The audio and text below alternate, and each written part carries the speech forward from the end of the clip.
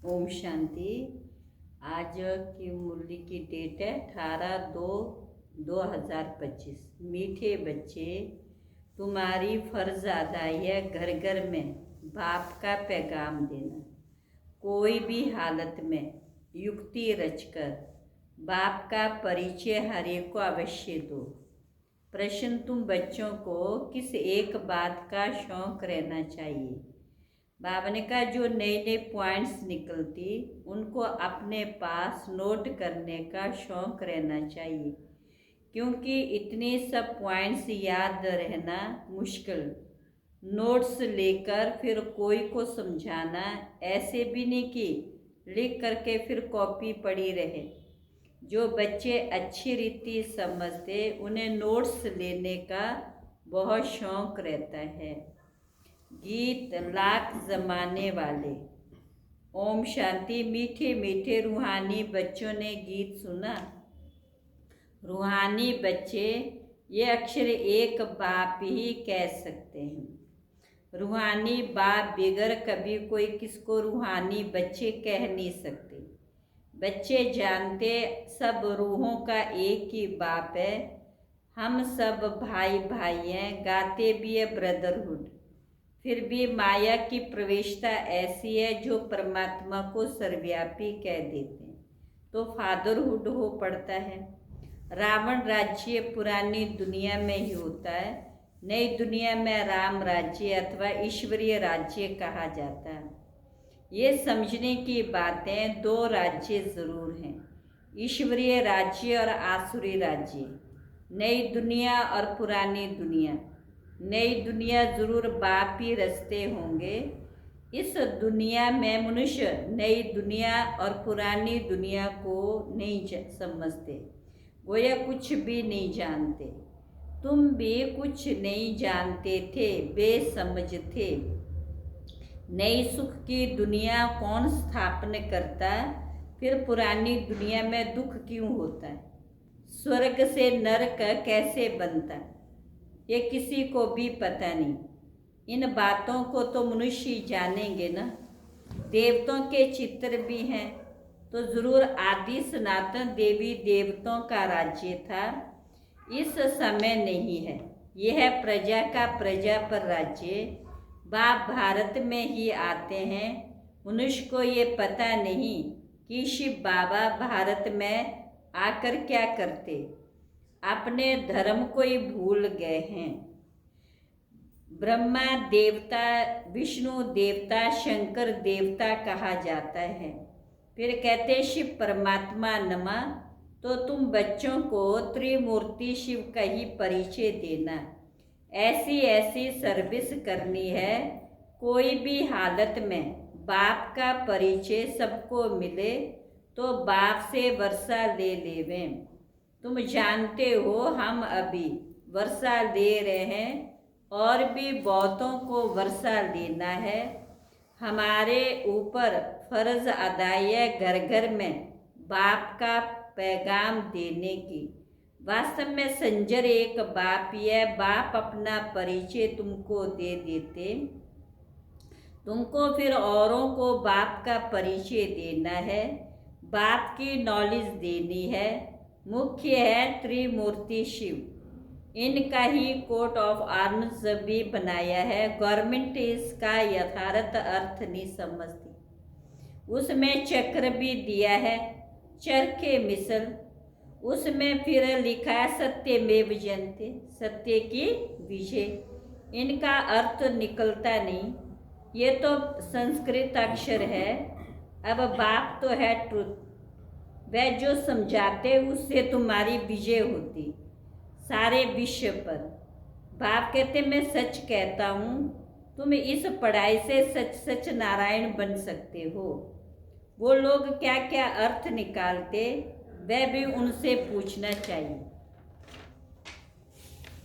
बाबा तो अनेक प्रकार से समझाते।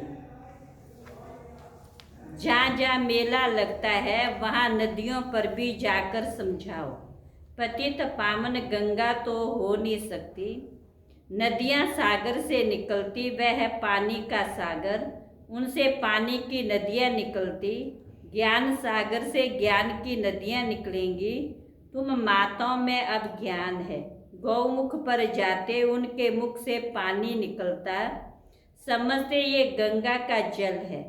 इतने पढ़े लिखे मनुष्य समझते नहीं कि यहाँ गंगा जल कहाँ से निकलेगा। शास्त्रों में कि बाण मारा और गंगा निकल आई। अब ये तो है ज्ञान की बातें, ऐसे नहीं कि अर्जुन ने बाण मारा और गंगा निकल आई। कितना दूर दूर तीर्थों पर जाते, कहते शंकर की जटा से गंगा निकली, उससे स्नान करने से मनुष्य परी बन जाते हैं, मनुष्य देवता बन जाते हैं। ये भी परी मिसल है ना। अब तुम बच्चों को बाप का ही परिचय देना, इसलिए बाबा ने ये चित्र बनवाए। त्रिमूर्ति शिव के चित्र भी सारी नॉलेज है। सिर्फ उन्हों के त्रिमूर्ति के चित्र में नॉलेज देने वाले शिव का चित्र नहीं, नॉलेज लेने वाले का चित्र है। अभी तुम त्रिमूर्ति शिव के चित्र पर समझाते हो। ऊपर है नॉलेज देने वाला, ब्रह्मा को उनसे नॉलेज मिलती जो फिर फैलाते हैं। इसको कहा जाता है ईश्वरीय धर्म के स्थापना की मशीनरी। ये देवी देवता धर्म बहुत सुख देने वाला। तुम बच्चों को अपने सत्य धर्म की पहचान मिली। तुम जानते हो हमको भगवान पढ़ाते, तुम कितना खुश होते हो। बाप कहते तुम बच्चों की खुशी का पारावार नहीं होना चाहिए, क्योंकि तुम्हें पढ़ाने वाला स्वयं भगवान है। भगवान तो निराकार शिव है, ना कि श्री कृष्ण। बाप बैठ समझाते सर्व का सदगति दाता एक है। सदगति सतयुग को कहा जाता है, दुर्गति कलयुग को कहा जाता है। नई दुनिया कोई मानका नई पुरानी दुनिया को पुरानी कहेंगे। मनुष्य समझते अभी दुनिया को पुराना होने में 40,000 वर्ष चाहिए। कितना मूंझ पड़े हैं।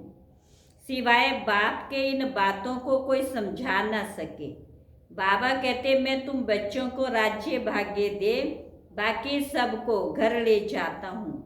जो मेरी मत पर चलते वह देवता बन जाते हैं।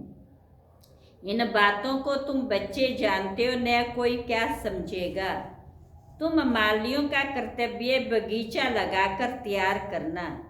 बागवान तो डायरेक्शन देते हैं, ऐसे नहीं बाबा कोई नयों से मिलकर ज्ञान देगा। ये काम मालियों का है। समझो बाबा कलकत्ता में जाए तो बच्चे समझेंगे हम अपने ऑफिसर को फलाने मित्र को बाबा के पास ले जाएं। बाबा कहेंगे वह तो समझेंगे कुछ भी नहीं, जैसे बुद्धू को सामने ले आकर बिठाएंगे। इसलिए बाबा कहते नयों को कभी बाबा के सामने लेकर ना आओ। अपने को तुम मालियों का काम है, ये तुम मालियों का काम है, ना कि बागवान का। माली का काम है बगीचे को लगाना। बाप तो डायरेक्शन देते हैं, ऐसे ऐसे करो। इसलिए बाबा कभी नए से मिलता नहीं, परंतु कहाँ मेहमान होकर घर में आते हैं तो कहते दर्शन करें। आप हमको क्यों नहीं मिलने देते हो। शंकराचार्य आदि पास कितने जाते हैं। आजकल शंकराचार्य का बड़ा मर्तबा है। पढ़े लिखे फिर भी जन्म तो विकार से लेते हैं ना। ट्रस्टी लोग न गद्दी पर कोई को भी बिठा देते हैं। सबकी मत अपनी अपनी है। बाप खुद आकर बच्चों को अपना परिचय देते कि मैं कल्प कल्प इस पुराने तन में आता हूँ। ये भी अपने जन्मों को नहीं जानते हैं। शास्त्रों में तो कल्प की आयु लाखों वर्ष लगा दी।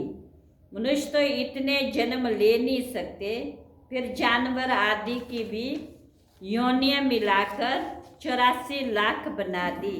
मनुष्य तो जो सुनते हैं सब सत सत करते रहते हैं।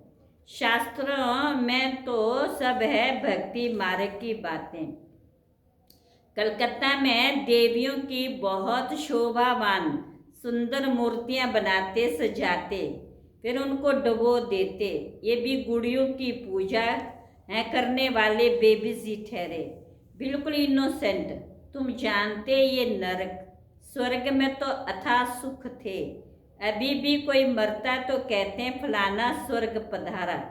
जरूर कोई समय स्वर्ग था, अब नहीं। नरक के बाद फिर स्वर्ग जरूर आएगा। इन बातों को भी तुम जानते हो, मनुष्य तो रिंचक भी नहीं जानते। तो नया कोई बाबा के सामने बैठ क्या करेंगे। इसलिए माली चाहिए जो पूरी परिवर्ष करे। यहाँ तो माली भी ढेर के ढेर चाहिए। मेडिकल कॉलेज में कोई नया जाकर बैठे तो समझेगा कुछ भी नहीं, ये नॉलेज भी है नहीं। बाप कहते मैं आया हूँ सबको पावन बनाने, मुझे याद करो तो पावन बन जाएंगे। इस समय सब तमो प्रधान आत्मा है, तब तो कह देते आत्मा सो परमात्मा, सब में परमात्मा। तो बाप थोड़ी बैठ ऐसों से माथा मारेगा। ये तो तुम मालियों का काम है, कांटों को फूल बनाना। तुम जानते हो भक्ति है रात, ज्ञान है दिन। गाया भी जाता है ब्रह्मा का दिन, ब्रह्मा की रात। प्रजापिता ब्रह्मा के तो जरूर बच्चे होंगे ना। कोई कोई इतना भी अक्ल नहीं जो पूछे कितने ब्रह्मा कुमार कुमारियां, इनका ब्रह्मा कौन है। हरे प्रजापिता ब्रह्मा को मशहूर है, उन द्वारा ही ब्राह्मण धर्म स्थापन होता। कहते हैं ब्रह्मा देवता है नमा। बाप तुम बच्चों को ब्राह्मण बनाए फिर देवता बनाते। जो नए नए पॉइंट्स निकलती उनको अपने पास नोट करने का शौक बच्चों में रहना चाहिए। जो बच्चे अच्छी रीति समझते उन्हें नोट्स लेने का बहुत शौक रहता है। नोट्स लेना अच्छा है क्योंकि इतनी सब पॉइंट्स याद रहना मुश्किल। नोट्स लेकर फिर कोई को समझाना, ऐसे नहीं लिख कर फिर कॉपी पड़ी रहे। नए नए पॉइंट्स मिलती रहती तो पुरानी पॉइंट्स की कॉपियाँ पड़ी रहती है। स्कूल में भी पढ़ते जाएंगे, पहले दर्ज वाली किताब पड़ी रहती है। जब तुम समझाते हो तो पिछाड़ी में ये समझाओ कि मन मना भव, बाप को और सृष्टि चक्र को याद करो। मुख्य बात है मामेकम याद करो। इसको ही योग अग्नि कहा जाता है। भगवान है ज्ञान का सागर, मनुष्य है शास्त्रों का सागर। बाप कोई शास्त्र नहीं सुनाते, वह भी शास्त्र सुनाए तो बाकी भगवान और मनुष्य में फर्क क्या रहा। बाप कहते इन भक्ति मार्ग के शास्त्रों का सार मैं तुमको समझाता हूँ। वह मुरली बजाने वाले सर्प को पकड़ते हैं तो उसके दांत निकाल देते हैं। बाप भी विष पिलाना तुमसे छुड़ा देते हैं। इसी विष से मनुष्य पतित बने। बाप कहते इनको छोड़ो, फिर भी छोड़ते नहीं। बाप गोरा बनाते हैं फिर भी गिरकर पतित बनते। बाप आए हैं तुम बच्चों को ज्ञान चिता पर बिठाने। ज्ञान चिता पर बैठने से तुम विश्व के मालिक जगत जीत बन जाते हो। अच्छा मीठे मीठे सिकिला बच्चों प्रति माता पिता बाप दादा का याद प्यार गुड मॉर्निंग। रूहानी बाप की रूहानी बच्चों को नमस्ते। हम रूहानी बच्चों की रूहानी बाप दादा को नमस्ते नमस्ते। धारणा के लिए मुख्य सार सदा खुशी रहे कि हम सत्य धर्म की स्थापना के निमित्त हैं। स्वयं भगवान हमें पढ़ाते। हमारा देवी देवता धर्म बहुत सुख देने वाला है। दूसरी पॉइंट है माली बन कांटों को फूल बनाने की सेवा करनी। पूरी परवरिश कर फिर बाप के सामने लाना, मेहनत करनी। आज का वरदान है पुरानी देह और दुनिया को भूलने वाले बाप दादा के दिल तक नशीन भव। संगम युगी श्रेष्ठ आत्माओं का स्थान है ही बाप दादा का दिल तखत। ऐसा तखत सारे कल्प में नहीं मिल सकता। विश्व के राज्य का व स्टेट के राज्य का तखत तो मिलता रहेगा, लेकिन ये तखत नहीं मिलेगा। ये इतना विशाल तखत है जो चलो फिरो खाओ सो, लेकिन सदा तख्त नशीन रह सकते हो। जो बच्चे सदा बाप दादा के दिल तख्त नशीन रहते हैं, वे इस पुरानी देह की दुनिया में से विस्मृत रहते, इसे देखते हुए भी नहीं देखते। स्लोगन: हद के नाम मान शान के पीछे दौड़ लगाना, अर्थात परछाई के पीछे पड़ना। अव्यक्त इशारे: जैसे कोई भी नई इन्वेंशन अंडरग्राउंड जाने से कर सकते हैं, वैसे आप भी जितना अंडरग्राउंड अर्थात अंतर्मुखी रहेंगे, उतना नई नई इन्वेंशन व योजनाएं निकाल सकेंगे। अंडरग्राउंड रहने से एक तो वायुमंडल से बचाव हो जाएगा, दूसरा एकांत प्राप्त होने के कारण मनन शक्ति भी बढ़ेगी, तीसरा कोई भी माया के विघ्नों से सेफ्टी का साधन बन जाता है। अच्छा, ओम शांति।